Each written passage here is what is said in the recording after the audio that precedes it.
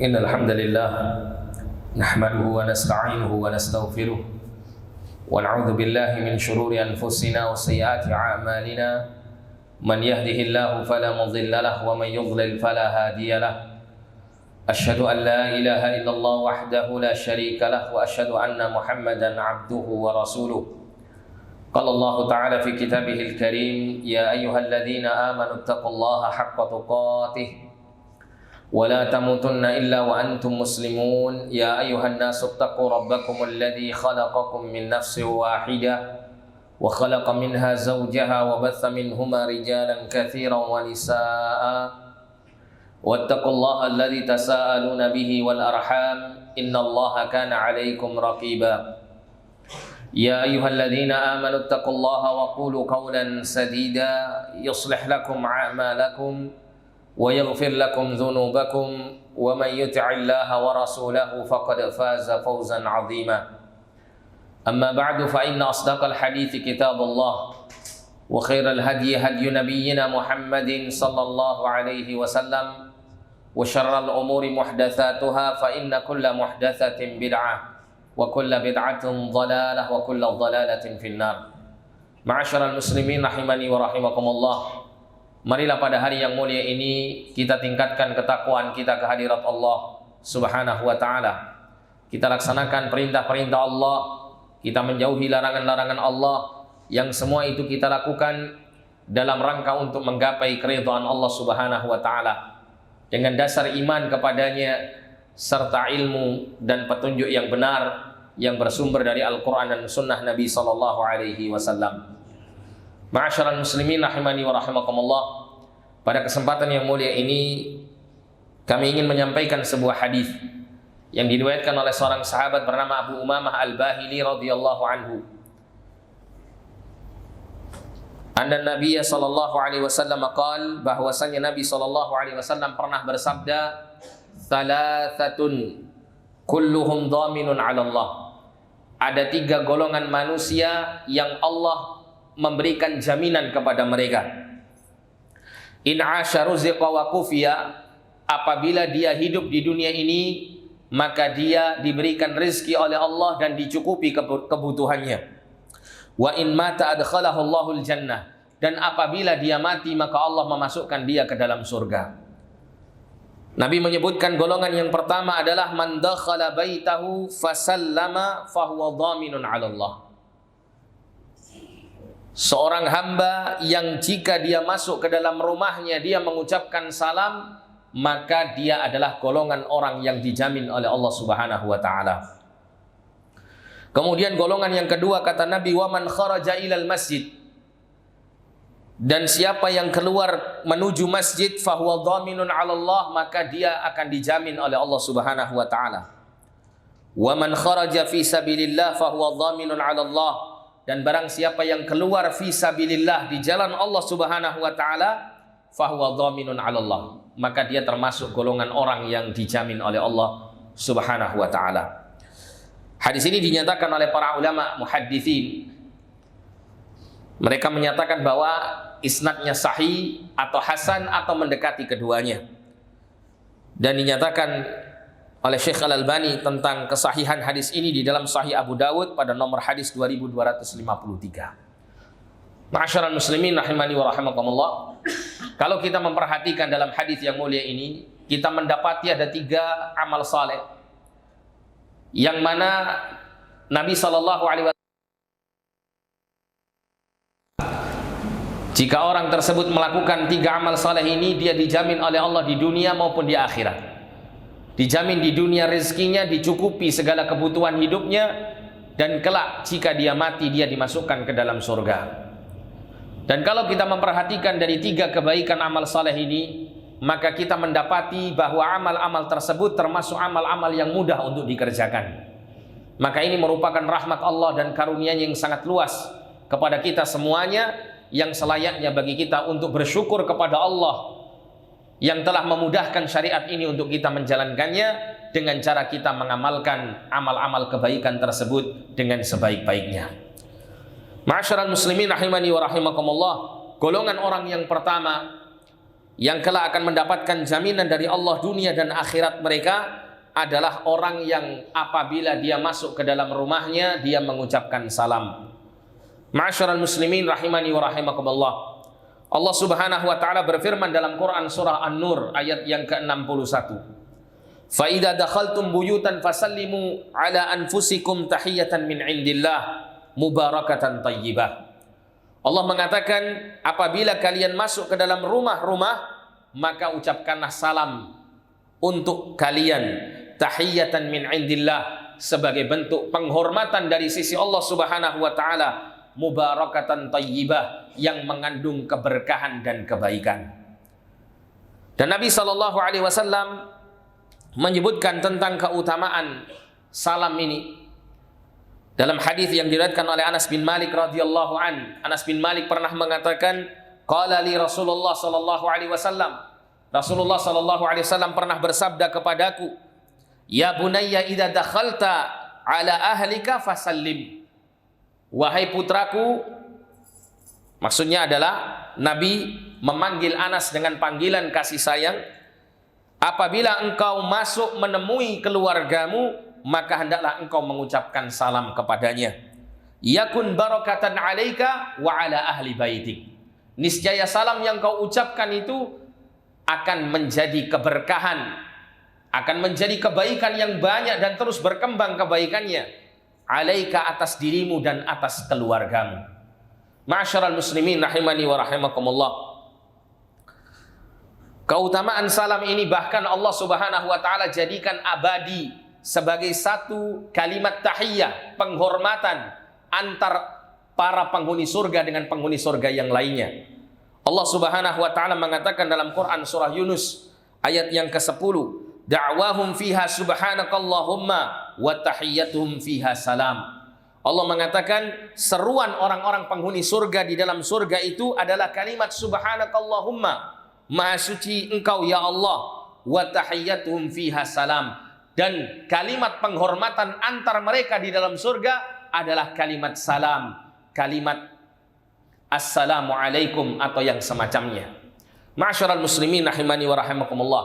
Kalimat salam ini adalah kalimat yang mudah untuk diucapkan, ringan di lisan, namun kebaikannya sangat banyak. Keberkahan yang akan Allah Ta'ala turunkan melalui kalimat salam ini benar-benar merupakan kebaikan yang sangat-sangat banyak untuk orang-orang yang mengucapkan maupun yang mendapatkan ucapan salam tersebut dan menjawabnya. Ma'asyiral muslimin rahimani wa rahimakumullah. Namun betapa banyaknya manusia meremehkan mengucapkan kalimat salam ini, sehingga setiap kali mereka masuk ke dalam rumah mereka, mereka tidak mengucapkannya. Atau mungkin sebagian kaum muslimin tidak biasa mengucapkan salam, terutama ketika bertemu dengan sesama muslim di tengah jalan atau bersama kaum muslimin yang mungkin dikenal atau tidak dikenal di satu ruangan, kemudian dia masuk ke dalam ruangan itu, dia terkadang tidak mengucapkan salam. Padahal dengan seseorang mengucapkan salam akan mendatangkan kebaikan yang sangat banyak bagi dirinya maupun bagi orang yang mendapatkan salam dari dirinya tersebut. Dan ketika seorang hamba mengucapkan salam, maka dia akan mendapatkan pahala. Dalam hadis yang diriwayatkan oleh Imran bin Husain radhiyallahu anhu, beliau mengatakan, Ja'a rajulun ila Nabi sallallahu alaihi wasallam faqala assalamu alaikum faradda alaihi salam thumma jalas. Faqala Nabi sallallahu alaihi wasallam ashrun. Pernah datang seorang laki-laki kepada Nabi sallallahu alaihi wasallam, kemudian lelaki ini mengucapkan salam kepada Nabi, assalamu alaikum. Maka Nabi pun menjawab salamnya dan kemudian lelaki ini duduk. Maka Nabi sallallahu alaihi wasallam mengatakan ashrun, dia mendapatkan 10 pahala. Kemudian diceritakan lagi di sini, tsumma jaa akhar, kemudian datang lelaki yang kedua, dia mengucapkan salam kepada Nabi sallallahu alaihi wasallam, assalamu alaikum. Kemudian Nabi menjawabnya dan kemudian lelaki ini duduk. Maka Nabi mengatakan isyruna, dia mendapatkan assalamu alaikum warahmatullah. Ya, dia mengucapkan assalamu alaikum warahmatullah, maka kemudian Nabi menjawabnya, kemudian lelaki kedua ini duduk dan Nabi mengatakan isyruna, dia mendapatkan 20 pahala. Kemudian datang orang yang ketiga kepada Nabi SAW, mengucapkan kalimat salam dengan redaksi yang lengkap, assalamualaikum warahmatullahi wabarakatuh. Maka kemudian Nabi memberikan jawaban setimpal dengan apa yang dia ucapkan dari salamnya. dan kemudian lelaki ini duduk dan Nabi mengatakan thalathun, dia telah mendapatkan 30 pahala. Jadi kalau seseorang pahala selain dia mendapatkan kebaikan-kebaikan yang banyak, termasuk diantaranya adalah jaminan kebaikan dunia dan akhirat untuknya. Ma'asyiral muslimin rahimani wa rahimakumullah. Kemudian yang kedua, golongan orang yang kelak akan mendapatkan jaminan kebaikan dunia dan akhirat adalah orang-orang yang gemar untuk datang ke masjid Allah Subhanahu wa taala. Apa yang mereka lakukan ketika datang ke masjid? Tentunya untuk beribadah kepada Allah Subhanahu wa taala, terutama untuk melaksanakan sholat, terutama untuk mengerjakan sholat-sholat yang 5 waktu yang diwajibkan atas mereka. Dan Nabi SAW menyebutkan, selain daripada jaminan Allah Subhanahu wa taala untuk memberikan kebaikan dunia akhirat kepada orang-orang yang senantiasa melangkahkan kakinya menuju masjid dalam rangka beribadah kepada Allah, Nabi juga mengatakan di antara keutamaannya yang lain. Di antaranya Nabi mengatakan kullu khutwatin yakhtuha ila shalah, setiap langkah yang dia langkahkan menuju kepada salat, yuktabu lahu biha hasanah, akan dicatatkan untuk dia 1 pahala, wa yumha anhu biha sayyi'ah, dan akan dihapuskan 1 dosa dari sebab tersebut. Nabi juga mengatakan man ghada ilal masjid wa raha a'addahallahu lahu fil jannati nuzulan kullama ghada wa raha. Nabi mengatakan siapa saja yang senantiasa berangkat ke masjid di waktu pagi atau di waktu sore, maknanya adalah dalam rangka untuk melaksanakan salat yang 5 waktu, a'addallahu lahu nuzulan, Allah kelak akan menyediakan baginya nuzul, yaitu suatu hidangan atau satu makanan, minuman, atau satu hal yang baik yang dipersiapkan untuk tamu yang datang. Ini makna daripada nuzul. Dan nuzul ini Allah Subhanahu wa taala sediakan bagi mereka yang datang ke masjid fil jannah, ketika nanti di dalam surga. Maka tentunya hidangan atau satu suguhan yang akan diberikan atau hadiah yang akan diberikan kepada tamu-tamu Allah Subhanahu wa taala di rumah Allah Subhanahu wa taala kelak di akhirat, terutama di dalam surga Allah, maka tentu ini adalah pemberian yang istimewa, sebagaimana ketika kita menyambut orang-orang dari kalangan keluarga kita yang kita cintai sebagai tamu-tamu kita, atau dari kalangan orang-orang yang kita hormati, kita muliakan, maka tentu kita akan memberikan jamuan yang terbaik sesuai dengan kemampuan kita, jamuan yang pantas dan layak untuk mereka mendapatkannya. Maka bagaimana jika Allah yang menyediakan jamuan ini? Maka tidak akan pernah bisa kita bayangkan apa yang akan Allah sediakan dari kenikmatan-kenikmatan dari nuzul yang Allah berikan kelak kepada para az-zairin, orang-orang yang senantiasa datang ke rumah Allah Subhanahu wa taala sebagai tamu-tamunya.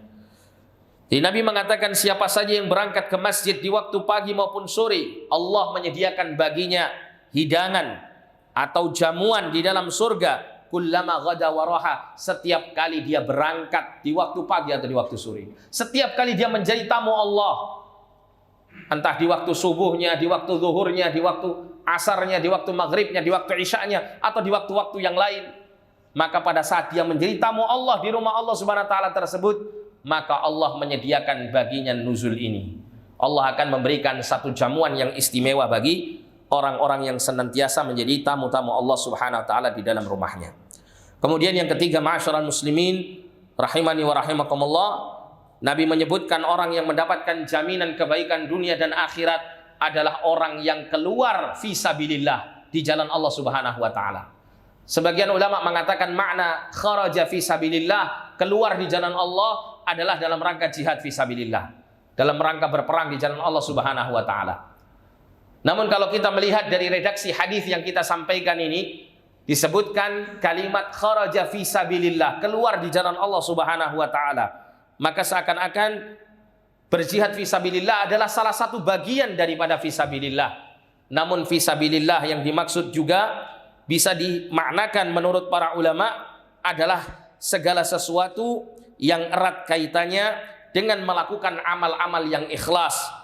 Sulika bihi tariqut taqarrub ila Allah taala bi ada'il faraidi wan nawafili wa anwa'it tatawu'at, yaitu ditempuhnya satu jalan dalam rangka mendekatkan diri kepada Allah Subhanahu wa taala dengan mewujudkan kewajiban-kewajiban kepada Allah, dengan mewujudkan hal-hal yang berkaitan dengan sunnah-sunnah dan segala jenis-jenis amal-amal kebaikan yang bersifat anjuran. Jadi maknanya apabila seseorang keluar dari rumahnya dalam rangka untuk mendekatkan diri kepada Allah Subhanahu wa taala, maka dia termasuk golongan orang yang dhaminun 'ala Allah. Dia dijamin oleh Allah kebaikannya di dunia maupun di akhirat. Ketika kita keluar, kita niat silaturahim kepada keluarga kita lillahi ta'ala karena Allah, kita di jalan fisabilillah. Ketika kita keluar dari rumah untuk menuntut ilmu agama Allah, kita berada di jalan fisabilillah. Ketika kita keluar dalam rangka kita berniat untuk melakukan umrah atau haji atau melakukan segala amal kebaikan-kebaikan yang Allah perintahkan, baik itu sifatnya wajib maupun sifatnya mustahab, dianjurkan, maka dia di dalam fisabilillah, di dalam jalan Allah Subhanahu wa taala yang layak untuk mendapatkan jaminan Allah Subhanahu wa taala kebaikan dunia dan akhirat untuknya. Inilah ma'asyiral muslimin rahimani wa rahimakumullah, 3 amal saleh yang mudah dijalankan, namun mudah-mudahan Allah memudahkan kita dengan taufik dan hidayahnya sehingga kita termasuk golongan orang-orang yang mendapatkan dhaminun 'ala Allah ini, mendapatkan jaminan dari Allah Subhanahu wa taala, dicukupi segala kebutuhan-kebutuhan kita di dunia, dan kelak ketika kita mati kita digolongkan sebagai ahlul jannah. Aqulu qauli hadza wa astaghfirullah li wa lakum.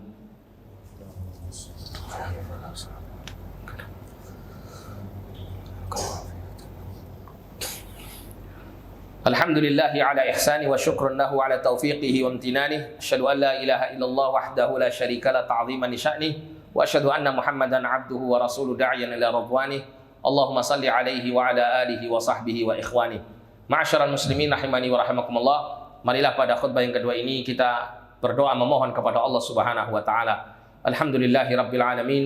Allahumma salli ala Muhammad wa ala ali Muhammad kama sallaita ala Ibrahim wa ala ali Ibrahim innaka Hamidum Majid. Allahumma barik ala Muhammad wa ala ali Muhammad kama barakta ala Ibrahim wa ala ali Ibrahim innaka Hamidum Majid. Allahumma ighfir lana wa liwalidina wa limasyayikhina ولجميع المؤمنين والمؤمنات والمسلمين والمسلمات الأحياء منهم والأموات.